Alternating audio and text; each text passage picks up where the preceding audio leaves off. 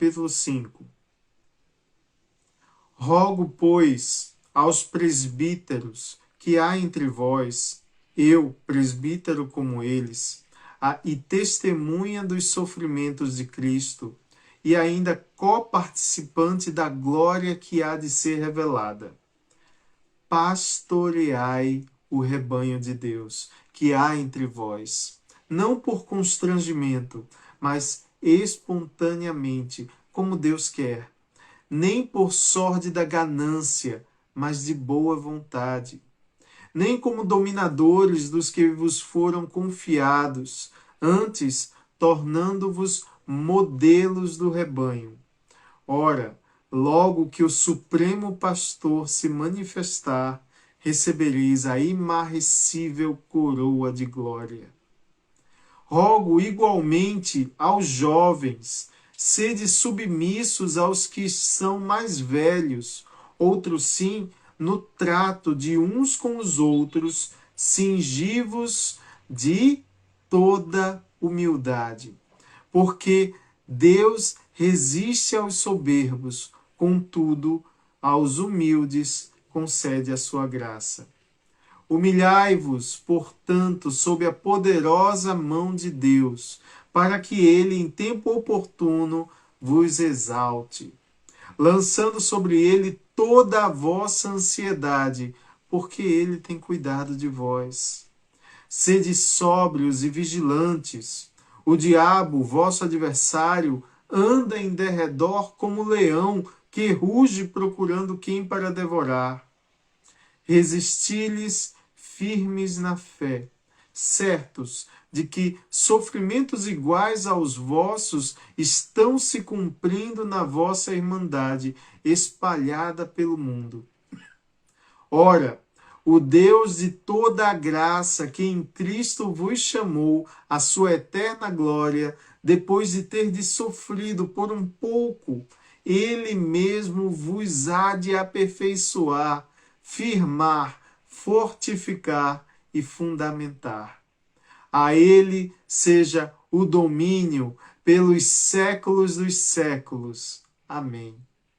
Por meio de Silvano, que para vós outros é fiel irmão, como também o considero, vos escrevo resumidamente, exortando, testificando de novo, que esta é a genuína graça de Deus. Nela estai firmes.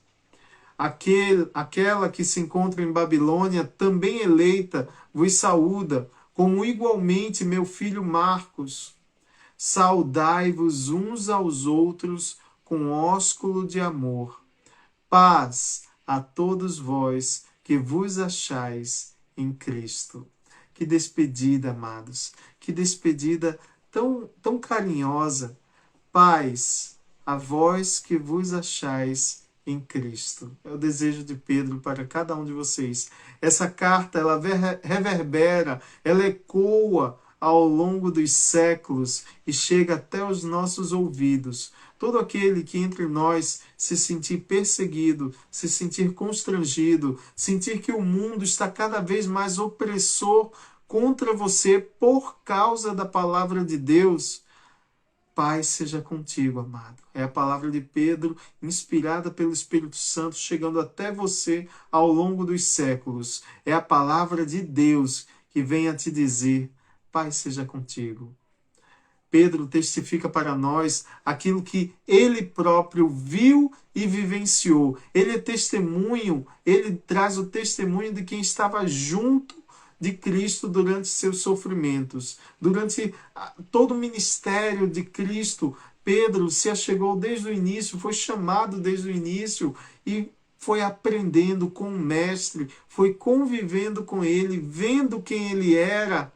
E no final veio a perseguição, veio a crucificação, e Pedro é testemunha para nós da ressurreição de Jesus Cristo. E ele se torna de discípulo a apóstolo, de apóstolo a presbítero, um dos líderes da igreja primitiva, e mandando aí sua mensagem para os irmãos daquela época, mas que chega até nós por Deus para nos aconselhar, para nos fortalecer, amados. Isso é maravilhoso. Isso é prova do amor de Deus para conosco, que deixou essas palavras, que utilizou seu discípulo Pedro para lançar essa palavra de conforto, de fortalecimento, de encorajamento, nos relembrando da graça e da misericórdia de Deus através de Jesus Cristo. Vamos lá. Nos primeiros 2 versículos, Pedro fala o seguinte: rogo, ele começa com esse verbo rogo, que é bastante especial, é uma maneira bastante humilde de pedir. Rogo, pois, aos presbíteros. Ele não fala com um quê de autoridade, ele fala com um quê de humildade. Amados, é tão interessante Pedro com essa característica que foi implantada nele por Jesus Cristo, da paz, da mansidão e da humildade.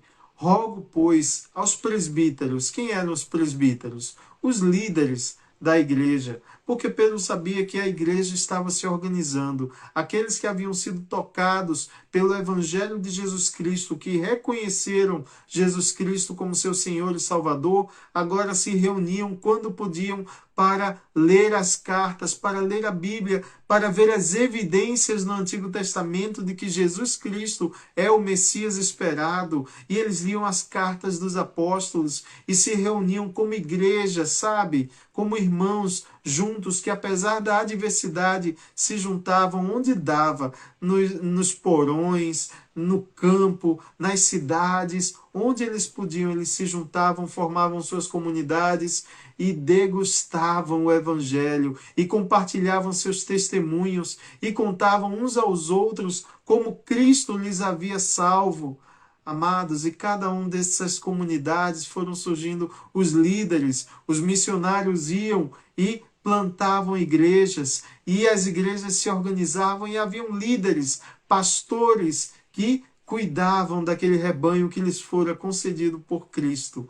Amados, e nesse sentido, Pedro está aqui rogando a esses líderes, assim como ele próprio se identifica como um líder, como um presbítero, quando ele fala aos presbíteros que há entre vós, eu, presbítero como eles, e testemunha dos sofrimentos de Cristo. Pedro viu o sofrimento do seu grande amigo Jesus Cristo. Ele viu, ele estava lá quando Cristo foi preso, foi açoitado, foi levado ao sinédrio, foi massacrado fisicamente, forçado a passar por aquele sofrimento, mas em obediência ao Pai, entregando a sua vida pela nossa salvação. E Pedro foi testemunha de tudo isso. Pedro foi testemunha também da ressurreição de Cristo. E ele fala desse evangelho, dessa boa nova de salvação. Continuando a leitura, e ainda coparticipante. Ele não era apenas um dos líderes da igreja intocado, mas não, ele se considera coparticipante da glória que há de ser revelada. Assim como todos os outros, assim como nós mesmos aguardamos, temos a expectativa, temos a esperança viva na glória que há de ser revelada. E Pedro se junta a todos nós como um coparticipante daqueles que aguardam pelo retorno do Mestre. Amados, continuando, verso 2, vejam que interessante. Pastoreai, esse é o pedido de Pedro. E lembram que ele começou dizendo rogo? Pois bem, pastoreai o rebanho de Deus que há entre vós, não por constrangimento, mas espontaneamente, como Deus quer, nem por sorte da ganância, mas de boa vontade. Amados, é impossível para mim ler esse verso e não me lembrar daquele trecho lá no Evangelho de João, capítulo 21, versos 15 ao 17. Pedro está pedindo aos líderes da igreja para fazer o quê? Qual foi o verbo que ele usou?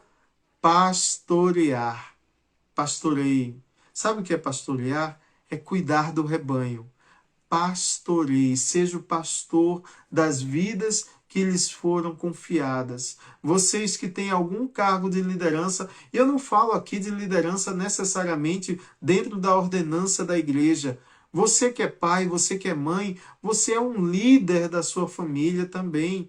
Então, pastoreie a sua família, pastoreie as vidas que lhes foram confiadas por Deus. Pastoreie aqueles que enxergam em você testemunho de Jesus Cristo. Você é discípulo de Jesus Cristo. Cabe a você a responsabilidade de anunciar a vida, a morte e a ressurreição de Jesus Cristo e o propósito disso tudo que é a salvação, amados.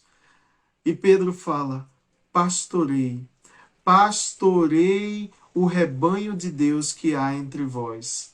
Eu me lembrei, como eu já falei, do Evangelho de João, capítulo 21, versos 15 ao 17. Jesus falando com João. E depois de terem jantado, disse Jesus a Simão Pedro. O que Jesus falou para Pedro. E depois de terem jantado, disse Jesus a Simão Pedro: Simão, filho de Jonas, amas-me mais do que estes? E ele respondeu: Sim, Senhor, tu sabes que te amo. Disse-lhe, o que é que Jesus disse para ele? Apacenta os meus cordeiros.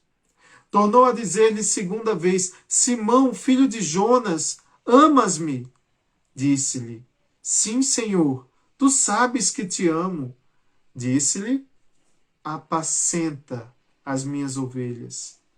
Verso 17, disse-lhe terceira vez: Simão, filho de Jonas, amas-me?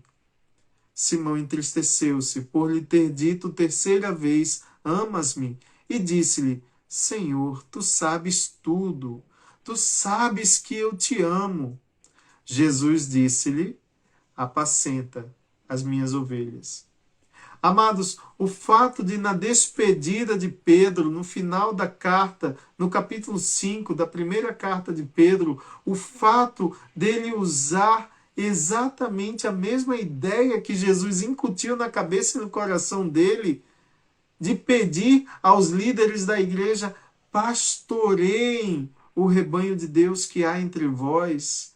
Amados, eu percebo aí, eu espero que você perceba junto comigo, que ele está passando adiante a ordem que ele próprio recebeu. A maior prova que nós podemos dar a Jesus do nosso amor é quando nós pastoreamos o rebanho dele, quando nós apacentamos as ovelhas dele, quando nós reconhecemos que fomos salvos e temos uma responsabilidade para com a vida do próximo, de lançar a semente do evangelho. E uma vez que a pessoa tenha sido salva, tenha sido conquistada para Jesus, amados, nós temos que abraçar essa pessoa, cuidar dela, pastorear, demonstrar o amor que nós temos a Jesus Cristo no amor ao próximo. Tu me amas? Apacenta as minhas ovelhas. Cuida delas, Pedro. Isso tocou tão fundo no coração de Pedro que nesse momento, décadas depois, esse ensinamento continua a bater no peito de Pedro, tão forte que ele fala para os outros, para os seus irmãos na fé, para os líderes da igreja: cuidem uns dos outros, pastoreiem as minhas ovelhas, apacentem, pastoreiem o rebanho de Deus que há entre vós. E façam isso sem constrangimento, não façam isso de má vontade, não façam isso porque se sentem constrangidos.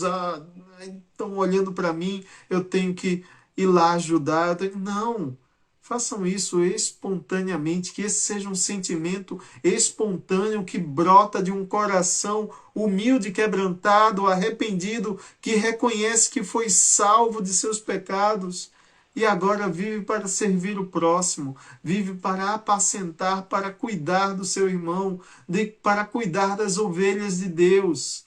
Amados, isso é um chamamento tão importante, tão maravilhoso que Deus nos ensina através da palavra. Façam isso com espontaneidade, que isso brote de um coração verdadeiramente transformado e santificado pela salvação que você recebeu. Faça isso espontaneamente, nas palavras de Pedro, como Deus quer. Não façam isso por sorte da ganância. Não façam isso, que esse gesto seja genuinamente de amor. Não façam por ganância, porque estão de olho na recompensa, mas façam isso simplesmente porque amam a Deus e amam ao próximo. Façam isso de boa vontade. Façam isso por amor a Deus, façam isso por amor ao próximo. Cuidem, tenham zelo uns pelos outros, é isso que Pedro está falando aqui. Lembrem-se do contexto, da perseguição, da opressão, de tudo que estava acontecendo com a igreja. E nesse momento, Pedro faz um apelo, ele roga, ele pede com humildade, ele faz um apelo. Cuidem um dos outros. Líderes, você que é líder, seja na igreja ou seja na sua casa, cuide do rebanho de Deus, cuide das ovelhas que Deus confiou a você, sabe? Não seja um pastor distante, seja um pastor junto, próximo. Falo isso para todos aqui, que sejamos, sabe, pequenos cristos, pastores que abraçam as suas ovelhas a ponto de ficarem com o cheiro das ovelhas em vocês. Abracem, apacentem, tenham zelo, tenham cuidado. Não façam isso por constrangimento, por obrigação, mas façam por amor. Não façam com interesse, façam com desapego. Dispensem esse amor, essa graça, essa misericórdia com a qual nós mesmos fomos alcançados, amados. Que possamos fazer isso. E quando Jesus nos perguntar se nós o amamos, nós possamos responder, nós amamos, e a prova é porque nós apacentamos as tuas ovelhas, meu Senhor. É porque nós cuidamos uns dos outros. Nós temos um amor pulsante, premente, uns pelos outros, seja nas dificuldades, seja na bonança, seja em qualquer situação. Como igreja, nós nos abraçamos e cuidamos uns dos outros, porque cuidamos do rebanho de Cristo, que o Cristo nos confiou. Verso 3. Não sejam também pastores dominadores, é isso que o verso 3 nos fala, nem como dominadores dos que vos foram confiados. Em nenhum momento a gente está falando aqui de autoritarismo, de imposição, de domínio sobre o próximo. Não se trata de dominar, não tem essa ideia. Por você cuidar do próximo, você não está em posição de superioridade. Você está em posição de quem é pastor, que recebeu uma comissão de seu Deus para cuidar das ovelhas dele, amados. Não façam pela força, não façam pelo autoritarismo, mas façam como um modelo para o rebanho. Amados, a palavra de Deus é tão maravilhosa. Não precisa gritar os ensinamentos de Deus com autoritarismo, com fúria ou com ira. Viva os ensinamentos de Cristo. Que você se pareça tanto com o Mestre nas suas atitudes, que você honre o seu Senhor e o seu Salvador pelas suas atitudes, para que as ovelhas, o rebanho, olhe para você e veja um verdadeiro pequeno Cristo, cristão, um modelo. Olha aqui o estilo de liderança que Pedro nos ensina, não como dominadores, mas como modelos para o rebanho. O que Pedro está falando aqui é que ele pede que nós hajamos por testemunho, que as nossas obras reflitam a nossa fé. A gente aprendeu isso lá no estudo de Tiago, que as nossas obras reflitam a nossa fé, seja a nossa fé em ação, em prática. Se você se diz seguidor de Cristo, se você ama a Cristo, comece a imitá-lo, que as pessoas percebam nas suas atitudes, mais do que na sua fala, Cristo em você. Seja um modelo para o rebanho. Cuidem através do testemunho de Cristo em vocês. Em suas recomendações a seu discípulo Timóteo, Paulo, o apóstolo Paulo, em suas recomendações a seu discípulo Timóteo, que também era um líder de igreja, lá em 1 Timóteo capítulo 4, verso 12, vejam a recomendação que Paulo faz a Timóteo. 1 Timóteo 4, 12. Ninguém despreze a tua mocidade, mas se exemplo dos fiéis na palavra, no trato, no amor, no espírito, na fé, na pureza. Seja um líder, não pela sua força, ou pela sua altura, ou pela potência da sua voz, pela potência da sua garganta. Não, não seja líder pela sua inteligência. Seja líder pelo exemplo. Seja líder pelo modelo. Seja líder porque você é um exemplo de fé, de fidelidade, de palavra, de trato, de cuidado para com o próximo, de amor, de espírito, de pureza. É a recomendação que Paulo está fazendo aqui. É líder. Faça isso com amor, com exemplos de graça, de amor, de mansidão, de misericórdia. É assim que tem que ser, amados. Essa é a vontade de Deus. É como a palavra de Deus nos ensina. Verso 4 de 1 Pedro capítulo 5. Ora, logo que o Supremo Pastor se manifestar, recebereis imarrecível coroa de glória. Amados, nós queremos estar diante de Deus como servos fiéis. Você não quer isso? Eu quero isso. Essa é uma ambição na minha vida, que eu possa me apresentar diante de Deus como um servo fiel. Que Ele olhe para mim e veja que eu cuidei do rebanho, que eu cuidei das ovelhas que me foram confiadas. E como eu já falei antes, não precisa que você tenha uma posição de pastor oficial dentro de uma igreja. Faça isso dentro da sua casa, amado. Amado, a todos nós, não importa a posição que ocupemos, nos foi confiadas ovelhas, eu tenho certeza disso. Seja você pai, seja você mãe, seja você líder no seu trabalho, foram confiadas vidas a você, foram confiadas ovelhas a você, pessoas que estão passando pela sua vida, que precisam dos seus cuidados, do seu zelo, do seu amor, da graça e misericórdia que atingiu você, que alcançou você e agora pode ser expandida, ampliada para tocar novas pessoas, amadas. É assim que a sua salvação faz valer aquilo que Jesus conquistou na cruz para você, amado.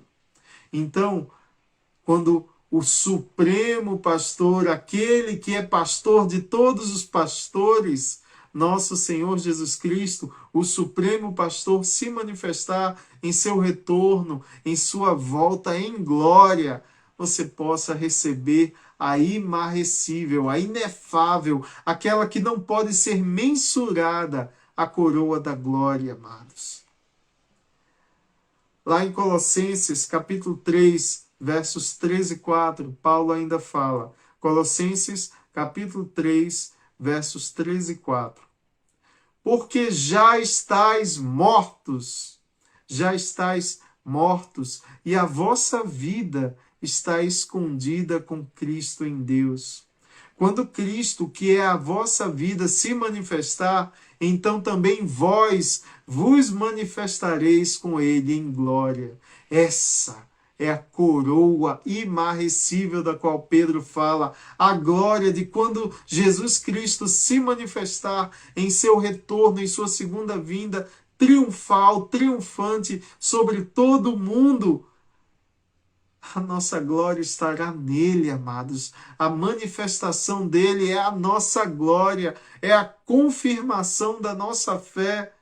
Ah, amados, que dia maravilhoso será esse em que nos apresentarmos diante do nosso Senhor Jesus Cristo em toda a sua glória, amados. É vida eterna junto de Jesus Cristo. Essa é a coroa da glória que nós tanto almejamos. Verso 5 de Pedro, capítulo 5. Vou ler o 5 e o 6, porque eles estão conectados. Rogo, uma vez que ele já fez aquele pedido tão especial para os presbíteros, para os líderes da igreja, Verso 5. Rogo igualmente aos jovens, sede submissos aos que são mais velhos. Outros sim, no trato de uns com os outros, cingivos todos de humildade. Porque Deus resiste aos soberbos, contudo, aos humildes concede a sua graça. Humilhai-vos, portanto, sob a poderosa mão de Deus, para que ele, em tempo oportuno, vos exalte. Amados, prepotência, autoritarismo, sabe, são coisas que definitivamente não combinam com o comportamento cristão. Não tem nada a ver com o que Cristo nos ensinou. Ao contrário, jovens, sejam submissos aos mais velhos, respeitem os mais velhos. Que conselho básico, que eu tenho certeza que em todas as casas aqui todo mundo já escutou. Respeitem os mais velhos, sejam submissos ao ensinamento dos mais velhos. Outros sim, também sejam, sabe, uns para com os outros, tenham um trato de humildade. Quantas vezes Jesus Cristo vai ter que martelar isso na nossa cabeça e em nossos corações? Ninguém se sinta superior ao próximo. Cingivos, revestivos, vistam-se de humildade. Sabe por quê? Porque Deus resiste aos soberbos. Ele não compactua com os soberbos. Ele não gosta dos autoritários, dos que só colocam em posição de liderança por ganância, por prepotência, por soberba. Não tem nada a ver, não pode existir isso no corpo de Cristo, não é alinhamento com o que Cristo quer para nós. Ao contrário, ele fala diversas vezes, sede humildes. Aos humildes, a esses sim, o Senhor concederá a graça. Graça é uma atenção especial que Deus dedica a nós. E Ele não vai dedicar essa atenção especial, toda especial, recheada de amor, de carinho, de misericórdia para aqueles que se consideram tão importantes. Não. Deus faz isso para aqueles que estão quebrantados, esvaziados, aqueles que se consideram pequenos, inferiores, servos de todos. Aos humildes, ele concede a sua graça. Portanto, amados, o conselho de Pedro aqui é: humilhai-vos. Não tenham vergonha em se humilhar, amados, humilhai-vos, despojem-se de todo o autoritarismo, de toda a soberba, de toda a prepotência. Você se acha tão importante?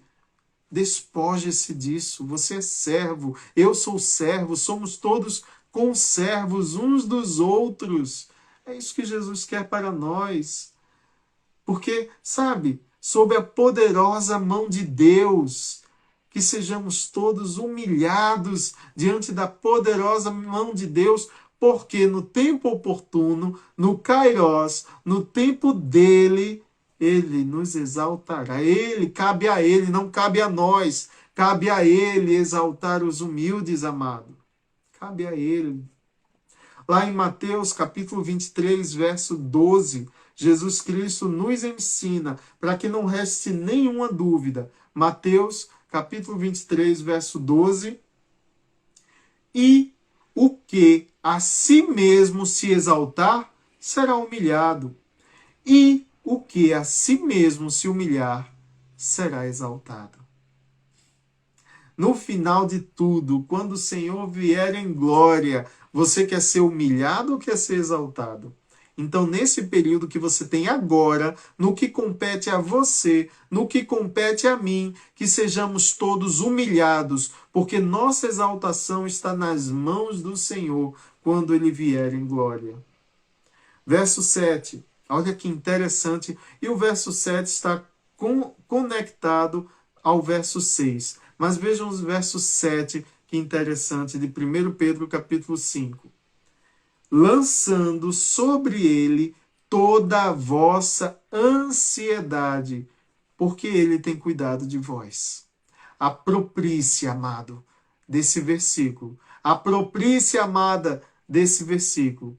No verso 6, ele fala que nós temos que nos humilhar sobre a poderosa mão de Deus. Despoje-se de toda a sua arrogância, de toda a sua importância, de tudo aquilo que você se considera tão especial. Larga disso agora. Despoje-se disso. Humilhe-se diante de Deus, porque no tempo oportuno ele vai te exaltar.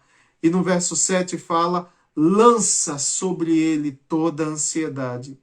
Sabe por que a gente se considera tão importante? E essa muitas vezes é a raiz da ansiedade, porque nós achamos que nós temos controle sobre alguma coisa, porque nós achamos que pela força das nossas mãos ou pela nossa inteligência privilegiada, nós podemos mudar a nossa sorte, nós temos controle sobre o nosso caminho, sobre as circunstâncias. Isso é prepotência, isso é arrogância. E quando a gente se despoja de tudo isso, a gente não fica ansioso, porque a gente lançou toda a nossa ansiedade aos pés da cruz. Nós sabemos que o nosso respirar, nossa vida, nosso comer, nosso vestir, o teto sobre as nossas cabeças, nossa saúde e tudo mais está nas mãos do nosso Senhor e nós não temos poder para fazer nada. É Ele que faz. É Ele que tem a vida eterna em suas mãos. Então tudo isso que acontece aqui é tão temporário, é tão efêmero, é tão, sabe, é tão pouca coisa diante da eternidade. Ah, amados, Ele nos ama, Ele zela por nós. Nós temos a certeza que é Ele quem está providenciando a nossa provisão. É Ele que cumpre as promessas que Ele tem para as nossas vidas. É Ele que cuida de nós desde o nosso nascimento, até antes do nosso nascimento, até o dia que viemos a descansar, a cair. Oh, amados, está tudo nas mãos dEle. É dele, para ele, sempre foi ele o protagonista das nossas vidas e ele não nos deixará desamparados. Ele prometeu diversas vezes. Então, despoje-se da sua importância, da sua arrogância e lança sobre ele toda a ansiedade. Sabe por quê? Porque ele tem cuidado de vós. Ele quem cuida de nós. É Ele o tempo todo cuidando de nós. Amado, se a gente parar para pensar em tudo que pode dar errado na nossa vida, podem ter certeza, a gente enlouquece, a gente fica doente, a gente sofre de crise de ansiedade. Ele cuida de vós. Ele está cuidando de você. Ele está cuidando de mim.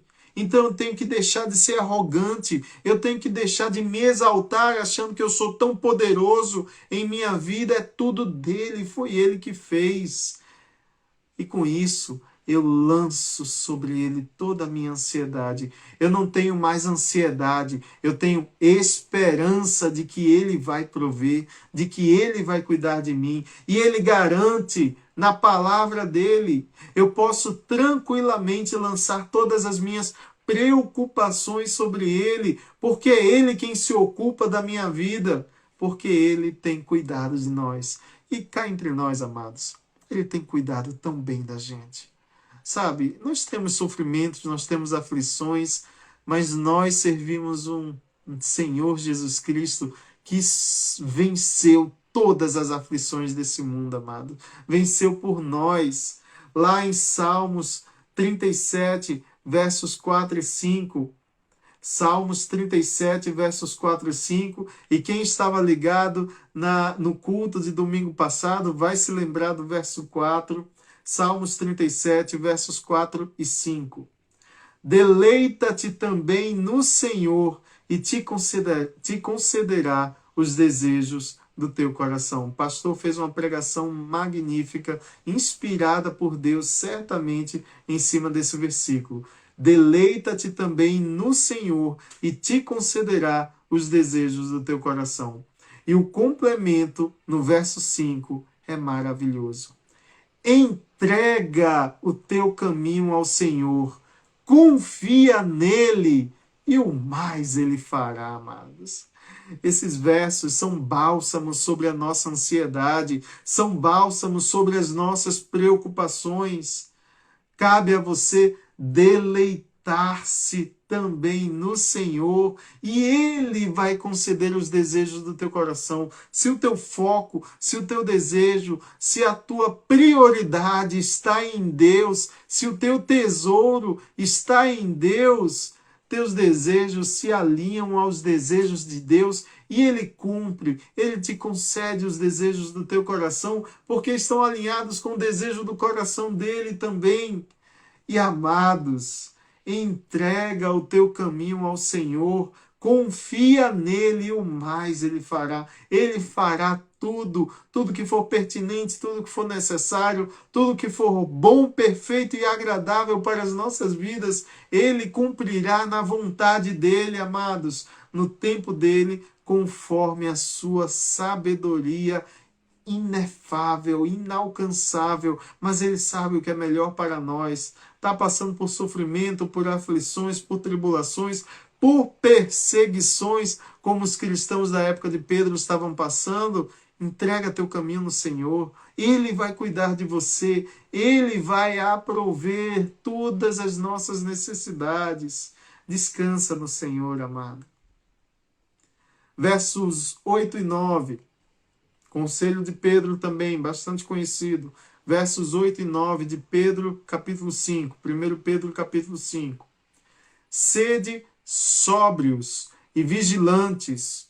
O diabo, vosso adversário, anda em derredor, como um leão que ruge, procurando alguém para devorar. Resisti-lhes firmes na fé, certos de que sofrimentos iguais aos vossos estão se cumprindo na vossa irmandade espalhada pelo mundo. Amados, prestem atenção nisso. Lembrem-se do contexto, vamos lembrar do contexto. Igreja oprimida, perseguida pelo Império Romano, perseguida em Jerusalém pelos líderes religiosos, perseguida, açoitados, presos, encarcerados, privados de tantas das suas necessidades básicas, alguns entregues aos leões, alguns crucificados, mortos à espada ou no fogo. Diante de uma situação dessa, a preocupação de Pedro não é em dizer, olhem, cuidado com o Império Romano. Vocês leram em algum momento isso? Cuidado com a perseguição dos soldados, escondam-se, tenham cuidado. Não, a preocupação de Pedro é em relação a sermos sóbrios e vigilantes contra o inimigo das nossas almas. Porque a prioridade não está na carne, a prioridade não está em proteger nossas vidas terrenas, mas a prioridade está em sermos sóbrios e vigilantes contra o inimigo das nossas almas, contra o diabo, que é o vosso adversário, que está em derredor como um leão que ruge procurando aquele que fraqueje para devorar. Contra os vacilantes, contra aqueles que têm dúvidas, contra aqueles que estão inseguros de suas almas. Essa é a preocupação de Pedro. É contra isso que ele admoesta, que ele recomenda. Sabe, a igreja, todos nós estamos sofrendo perseguições, mas a preocupação não é com os poderes desse mundo que estão nos perseguindo, mas a preocupação é em relação à segurança da sua alma. E o conselho de Pedro, no versículo 9, resisti-lhe firmes na fé. A maneira de resistir ao diabo, ao adversário, não é com armas, não é com coisas físicas, mas com a nossa fé. Resistam com a fé. O que é fé? Resistam com a certeza das promessas que repousam em Jesus Cristo. Resistam esbanjando a sua salvação, mostrando que você está salvo, mostrando que você foi alcançado pela graça e pela misericórdia e confiando plenamente nessa salvação. Exercite a sua fé como um escudo que lhe protege dos dardos flamejantes do inimigo.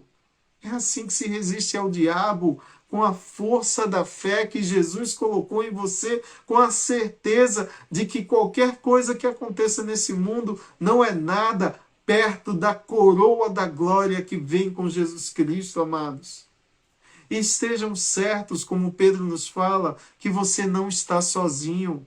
Seus irmãos, seus coparticipantes de fé nos sofrimentos de Jesus e na ressurreição de Jesus, seus irmãos, podem ter certeza disso, estão participando dos mesmos sofrimentos. Seus irmãos espalhados pelo mundo sofrem também com as perseguições, com os constrangimentos, com os açoites, com os dardos do maligno.